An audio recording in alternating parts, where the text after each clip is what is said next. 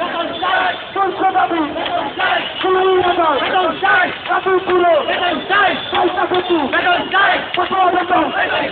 দাবি মানতে হবে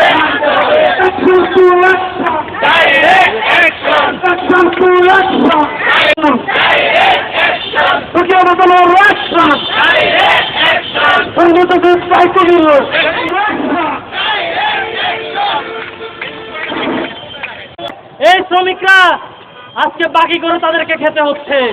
কয়েকজন হয়তো কিছু টাকা ধার করে ঋণ নিয়ে অনেকে চলছে, অনেকে না খেয়ে চলছে। আমরা দেখেছি শ্রম ভবনে দিনের পর দিন দুপুরে সকালে না খেয়ে একটা 10 টাকার রুটি খেয়ে শ্রমিকরা দিনাতিপাত করছে। এই রিপোর্টটাও লিখবেন যে এই শ্রমিকরা অনেক কষ্ট করে আজকে তারা আন্দোলন সংগ্রাম এখনো চালিয়ে যাচ্ছে।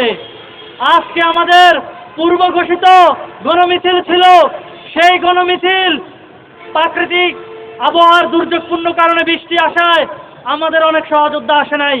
আগামীকাল শনিবার আপনারা আমাদের কথা দিয়েছেন শনিবারের মধ্যে জানাবেন। যদি কোনো কিছু না জানান আমরা কিভাবে রাস্তা অবরোধ করে কিভাবে বিক্ষোভ করে টাকা আদায় করতে হয় এটা টিএনজির শ্রমিকরা জানে। এটা আমাদের আগামী রবিবার থেকে আমরা সারা গাজীপুরের গার্মেন্টস শিল্প এবং সারা বাংলাদেশের শিল্পাঞ্চল উত্তপ্ত হয়ে উঠবে।